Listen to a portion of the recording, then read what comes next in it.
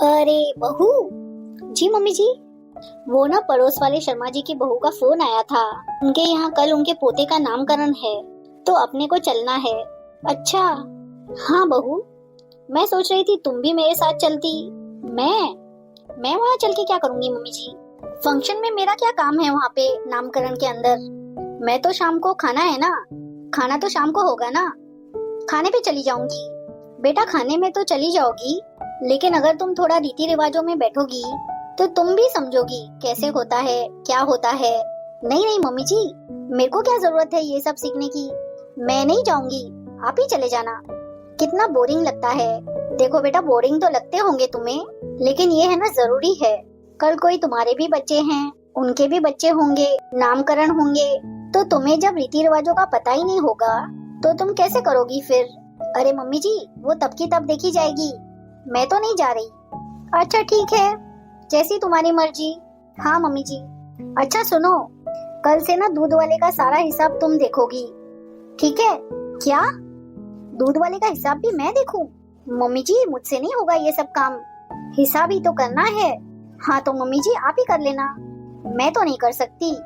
अच्छा चलो ठीक है, कोई बात नहीं, लेकिन राशन का सामान तो देख लेना, किचन के अंदर क्या है क्या नहीं, सबकी एक लिस्ट तैयार करके और फिर दे देना अपने पापा जी को, ठीक है? क्या? अब राशन का सामान भी मैं ही देखूं, लिस्ट भी मैं ही बनाऊं? वाह मम्मी जी वाह, आप तो सारी जिम्मेदारियां मुझे ही सौंप दो, ये तो आपका काम है। हाँ मैं तो हमेशा करती हूँ, लेकिन मैं सोच रही हूँ इस बार ये काम तुम करो। तुम पता रखो कि किचन के अंदर क्या काम है, क्या लाना है क्या नहीं लाना है। पूरा महीने का राशन का सामान मुझसे तो नहीं होगा मम्मी जी। और हाँ, अगले महीने ना तुम्हारे बुआ सासू की पोते की शादी है, तो उसकी शादी में किसको क्या लेन देन करना है, कितना देना है, कुछ वो ड्रेसें वगैरह कैसे तैयार करनी है, वो सब भी तुम करोगी। अरे मम्मी जी मुझे माफ करो आप।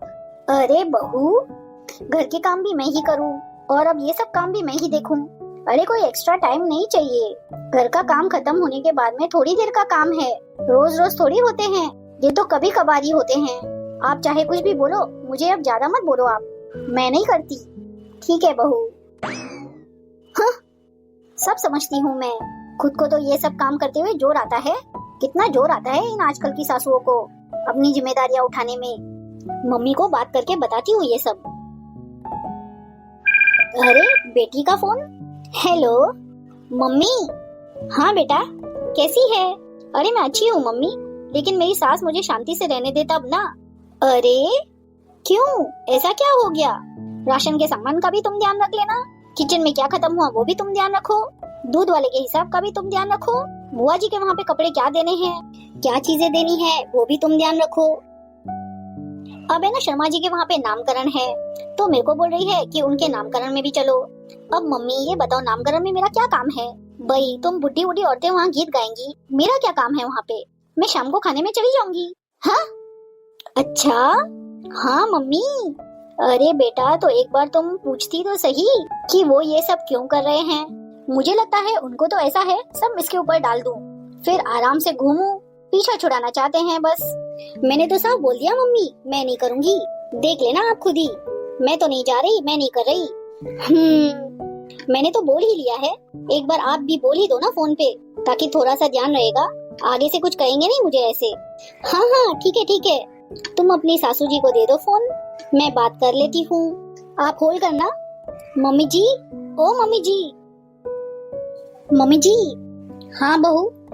मम्मी जी मेरी मम्मी का फोन है, आपसे बात करना चाहती है, लीजिए। अच्छा। हेलो समदन जी, जय श्री कृष्णा। हाँ समदन जी, जय श्री कृष्णा।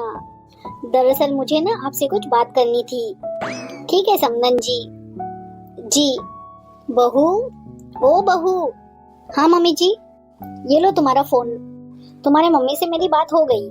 अच्छा बहू, मैं जरा अपनी एक सहेली के पास जाकर आती हूँ, ठीक है? जी मम्मी जी, घर का ध्यान रखना।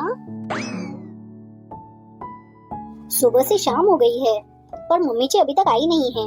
बहू। हाँ पापा जी। राशन के सामान की लिस्ट दे दो। राशन के सामान की लिस्ट? मुझे तो पता ही नहीं घर में क्या है क्या नहीं है, क्या क्या मंगवाना है। और शर्मा जी के बेटे के नामकरण में क्या क्या लाना है वो भी बता दो, क्या देना है लिफाफा वगैरह। अब मुझे क्या पता क्या क्या मंगवाना है, क्या क्या लिस्ट बनाना है। ये मम्मी जी को भी ना, और तो और खुद का फोन भी घर पे छोड़ के चली गई है। बुआ जी के सामान की लिस्ट भी साथ ही दे दो, वो भी लेकर आऊंगा। अब क्या बताऊं, मुझे तो कुछ पता ही नहीं है। जी पापा जी, बताती हूँ। एक काम करती हूँ, मम्मी को फोन लगाती हूँ।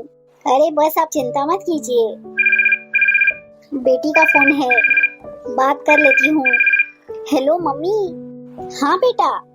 अरे मम्मी, आपने मेरी सास को ऐसा क्या बोल दिया? वो घर से सुबह निकले हुए हैं और अभी तक आए नहीं हैं वापस। अरे बेटा, यहीं कहीं गई होगी, आ जाएगी। तुम्हें क्या हो रहा है, इतनी जल्दी क्यों लग रही है? वो सुबह से निकल गए हैं और यहाँ पे वो पापा जी मुझे राशन के सामान पूछ रहे हैं, लिस्ट मांग रहे हैं। शर्मा जी के बेटे के नामकरण में क्या देना है वो भी मुझसे पूछ रहे हैं। बुआ जी की शादी के लिए लिस्ट वो मांग रहे हैं। मुझे तो मम्मी कुछ पता ही नहीं है, क्या करना है, कैसे करना है, क्या लिखना है, क्या लिस्ट बनानी है, मैं क्या करूँ? मम्मी जल्दी बताओ ना, मैं क्या करूँ? अरे बेटा, तेरी सासू सिर्फ सुबह से शाम एक दिन के लिए गायब क्या हुई? तेरी तो हालत ही खराब हो गई। मम्मी आप हंस रहे हो? हंस नहीं रही हूँ बेटा, तुझे सच्चाई बता रही हूँ। तेरी सासू जी जो तुझे जिम्मेदारियाँ बता रही थी ना, कि किचन का काम सीखो, पास पड़ोस में जाना सीखो, किसी के फंक्शन में बैठना सीखो, रीति रिवाजों में क्या करना है, कैसे करना है वो सीखो। तुम्हारी सास इसीलिए कह रही थी वो सब। बेटा अगर उनको कभी कहीं जाना पड़े तो पीछे तुम्हें कोई दिक्कत ना आए। देख बेटा, सास कभी भी अपनी बहू का बुरा नहीं लगाना चाहती, इसलिए वो चाहती है कि उसके बहू को वो सारे रीति रिवाज आए जो जरूरी है, ताकि तुझे कल 4 औरतों के बीच में बैठना पड़े तो तुझे शर्मिंदगी महसूस नहीं हो। लेकिन तुम लोगों को क्या लगता है कि सासू जी अपनी जिम्मेदारियों से पल्ला झाड़ रहे हैं? बेटा दुनिया में बहुत सी सास बुरी होती हैं, लेकिन इसका मतलब ये तो नहीं कि हर सास बुरी हो। हर सास बुरी नहीं होती है बेटा, तेरी सास बहुत अच्छी है बेटा, और तुझे ये सारे काम काज इसलिए सिखाना चाहती है ताकि कल को उनके जाने के बाद तुझे किसी तरह की कोई तकलीफ ना हो। हाँ मम्मी, अब मुझे समझ में आया कि आप बिल्कुल सही कह रहे हो।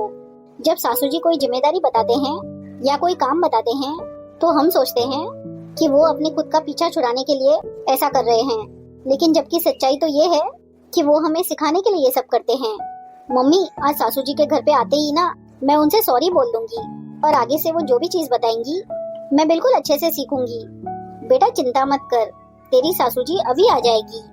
एक्चुअली क्या है कि उस वक्त उनको फोन पे मैंने ही बोल दिया था कि आप मेरे घर आ जाओ ताकि मेरी बेटी को आपकी अहमियत का पता चले। लेकिन तुम लोगों को क्या लगता है कि सासू जी अपनी जिम्मेदारियों से पल्ला झाड़ रहे हैं? बेटा दुनिया में बहुत सी सास बुरी होती हैं, लेकिन इसका मतलब ये तो नहीं कि हर सास बुरी हो। हर सास बुरी नहीं होती है बेटा, तेरी सास बहुत अच्छी है बेटा, और तुझे ये सारे काम काज इसलिए सिखाना चाहती है ताकि कल को उनके जाने के बाद तुझे किसी तरह की कोई तकलीफ ना हो। हाँ मम्मी, अब मुझे समझ में आया कि आप बिल्कुल सही कह रहे हो।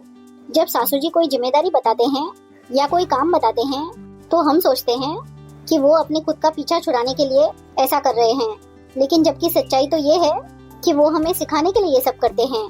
मम्मी आज सासू जी के घर पे आते ही ना मैं उनसे सॉरी बोल दूंगी, और आगे से वो जो भी चीज बताएंगी मैं बिल्कुल अच्छे से सीखूंगी। बेटा चिंता मत कर, तेरी सासू जी अभी आ जाएगी। एक्चुअली क्या है कि उस वक्त उनको फोन पे मैंने ही बोल दिया था कि आप मेरे घर आ जाओ ताकि मेरी बेटी को आपकी अहमियत का पता लगे। क्या? चलो अब तुम्हें ये चीज समझ में आ गई है ना कि सासू जी घर की कोई भी जिम्मेदारियाँ या बाहर के रीति रिवाज जो भी हमें सिखाती है वो हमें सीखने चाहिए। अब तुम्हें आगे से कोई दिक्कत नहीं आएगी, ठीक है? और मैं समदन जी को अभी घर पे भेजती हूँ। ठीक है बेटा, अपना ध्यान रखना।